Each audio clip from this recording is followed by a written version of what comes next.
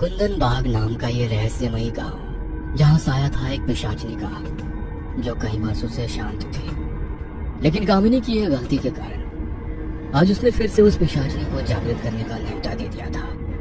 पूरा गांव आज उस पिशाचनी की दहशत में था। गांव वालों ने कामिनी के घर के बाहर लाठियों से वार करना शुरू कर दिया था। ना चाहते हुए भी कामिनी अपने घर का दरवाजा खोलने पर मजबूर हो गई थी। वो डरी सहमी सी अपने लड़खड़ाते हुए कदमों से दरवाजे की ओर बढ़ी रही थी कि तभी पीछे से उसके पिता ने उसे आवाज लगाते हुए दरवाजा खोलने से रोक दिया। अपनी बेटी कामिनी की ढाल बनकर उसके पिता ने अपने कांपते हुए हाथों से दरवाजे को खोला तो सामने का दृश्य देखकर वो दोनों डर से कांप उठे। गांव वालों की आंखों में एक अलग ही आक्रोश था। रात के खामोश अंधेरे में लोगों की आंखों में भरा हुआ वो गुस्सा और हाथ में जल रही मशालें बड़ी ही डरावनी लग रही थी। गांव वाले अपने पिता के पीछे छिपी कामिनी को बड़ी ही गुस्से भरी नजरों से देख रहे थे। डर के मारे कामिनी ने उनसे नजरें चुराने के लिए अपनी नजरों को नीचे झुका लिया कि तभी गांव का एक आदमी उसकी तरफ देखते हुए बोल उठा, अब नजरें नीचे करने से क्या होएगा हैं? जब गांव की मर्यादा लांघी थी तूने, तब ना हुई थी तेरी नजरें नीचे? कान खोल के सुन ले रे छोरी, तूने गांव की मर्यादा को लांघ के घना भारी पाप किया है और अब तुझे वही करना होगा जो गांव की प्रथा के अनुसार गांव वालों के हित में है। ध्यान रखिए छोरी, अगर तेरी वजह से गांव में एक छोटी सी भी खरोच आई तो तेरे साथ साथ तेरे प्यारे पिताजी को भी पूरे गांव के सामने जिंदा जला देंगे। हाँ। गांव वालों की इन बातों से कामिनी बुरी तरह से डर से कांप उठी। उसकी माँ ने तो बहुत सालों पहले इस दुनिया को अलविदा कह दिया था। बेचारी कामिनी के पास तो उसकी माँ से जुड़ी कोई याद भी नहीं थी। उसने जब से होश संभाला था तब से उसके पिता ने उसे माँ और पिता दोनों का प्यार दिया। इस संसार में उसके पिता के सिवा उसका कोई भी नहीं था। इसीलिए अपने पिता के लिए ऐसे शब्द सुनकर उसका मन अंदर ही अंदर की चूट रहा था। आज पहली बार वो खुद को अंदर ही अंदर कोस रही थी कि उसकी वजह से आज उसके पिता को ये दिन देखना पड़ रहा है। आखिर ऐसा क्या कर दिया था कामिनी ने जिसके कारण आज उसे और उसके पिता को ये दिन देखना पड़ रहा था। कामिनी के पिता इस समय उसे गांव वालों के गुस्से से बचाना चाहते थे, इसलिए वो गांव वालों के सामने हाथ जोड़कर उनसे वहां से चले जाने की विनती कर रहे थे। गांव वालों ने उस समय उसकी विनती को सुनकर वहां से चले जाने का आग्रह स्वीकार करते हुए उनसे कहा, कल हम फिर आएंगे, लेकिन याद रखना कल हम इसे हर हाल में अपने साथ लेकर ही जाएंगे। कल ना तो तू हमें इसे ले जाने से रोक पाएगा, ना ही भगवान। कान खोल के सुन ले रे छोरी, कल शाम ठीक 7 बजे तो दुल्हन के लिबास में तैयार मिलनी चाहिए हमें। ना तो तू बहुत अच्छे से जानती है कि हम तेरा और तेरे इस बूढ़े बाप का क्या हाल करेंगे। हाँ। इतना कहकर अपने हाथों में जल रही मशालों को लेकर गांव वाले उनके घर से दूर आगे की ओर बढ़ गए। मोहनलाल अपनी बेटी को लेकर अपने घर के अंदर चला गया और अपने बिस्तर पर बैठकर अपने माथे को पीटता हुआ खुद को कोसते कोसते रोते हुए कहने लगा, ठीक कहती थी तेरी माँ कि निकल चलो इस मनहूस गांव से। पहले ये तेरी माँ और बुआ को खा गया और अब ये मेरी फूल सी बच्ची तेरे पीछे पड़ गया है। मैं कहता हूँ भाग चल यहाँ से, नहीं तो तेरा पूरा जीवन यहाँ बर्बाद हो जाएगा। हम भागकर भी कहाँ जाएंगे पिताजी? ये गांव वाले हर हाल में हम तक पहुँच ही जाएंगे। अगर बात सिर्फ मेरी होती तो एक बार को मैं कोई जोखिम उठा भी लेती, लेकिन अगर मैंने अब और कोई भी गलती की तो ये गांव वाले हम दोनों में से किसी को नहीं छोड़ेंगे। मेरी किस्मत में अगर विधाता ने यही सब लिखा है तो फिर ठीक है, अब जो भी होगा मुझे मंजूर है। तू नहीं जानती मेरी बच्ची, तू अभी कुछ नहीं जानती। गांव के अभिशाप को कामिनी ने अब अपनी किस्मत के रूप में स्वीकार कर लिया था, क्योंकि वो लाख चाहकर भी अब नियति के उस लेख को बदल नहीं सकती थी। उसके दुखी मन में आज पूरी रात बस एक ही बात बोल रही थी कि काश ये रात कभी खत्म ही ना हो। बीते कुछ समय में जो कुछ भी हुआ, काश वो बस एक बुरा सपना हो। खुद से ये बातें करते करते वो पूरी रात सो नहीं पाई और जैसे ही सुबह हुई तो गांव की औरतों ने उसके घर के बाहर आकर जमावड़ा डाल दिया।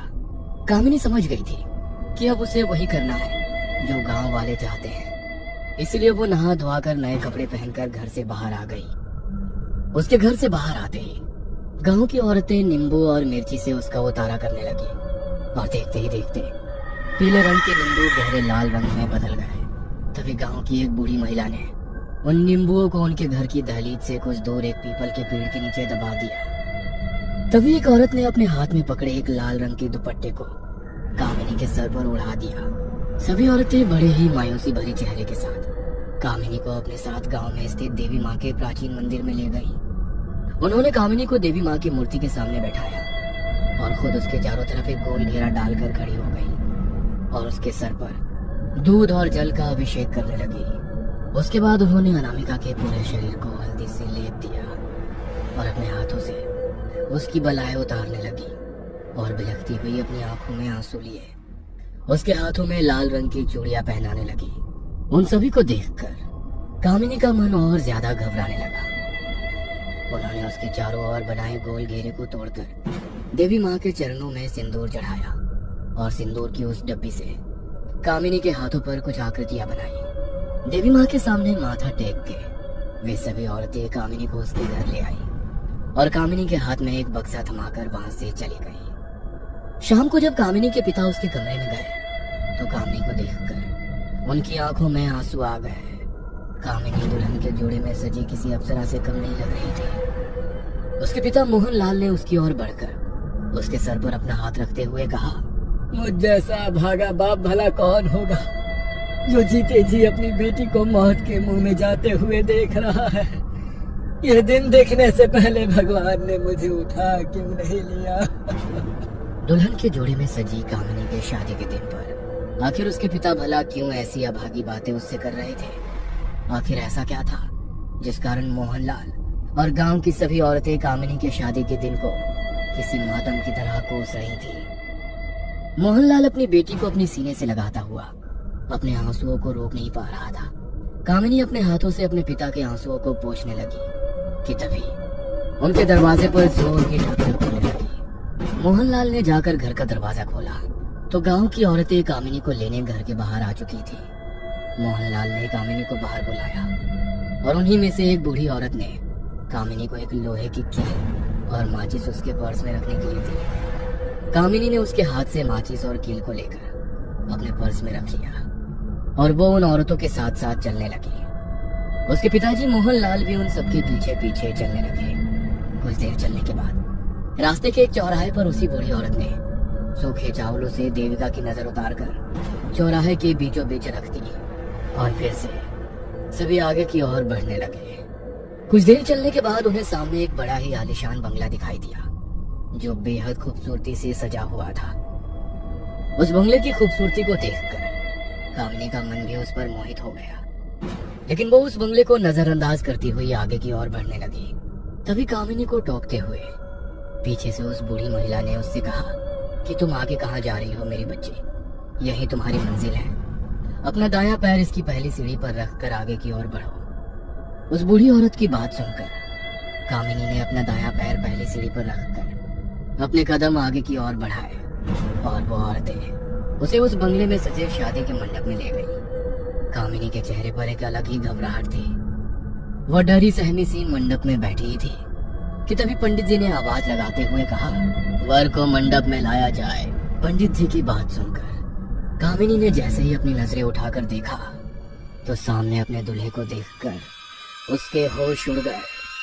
उसे लगा मानो किसी ने उसके साथ कोई भद्दा मजाक किया है। उसकी शादी एक 60 साल के बूढ़े अपाहिज आदमी के साथ भला कैसे हो सकती है? आखिर कौन था वो बूढ़ा अपाहिज आदमी जिसके साथ कामिनी की शादी हो रही थी?